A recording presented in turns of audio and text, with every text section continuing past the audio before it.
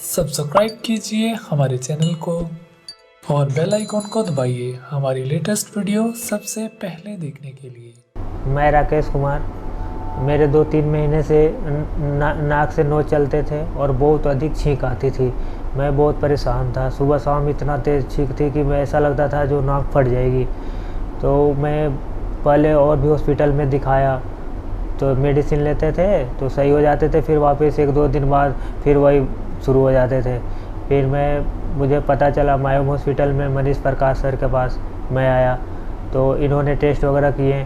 फिर इनको सर्जरी मेरे थोड़ी सी की नाक में, जो भी प्रॉब्लम थी उसको, तो इनका बहुत अच्छा मतलब रिस्पॉन्स मिला और ये बहुत अच्छे से इलाज किया और आज मैं बहुत अच्छा हूँ। मतलब इतना बढ़िया हो कि मतलब बढ़िया से सांस ले पा रहा हूँ और बिल्कुल हमें कोई दिक्कत नहीं है। मनीष सर को बहुत बहुत धन्यवाद और थैंक यू सर।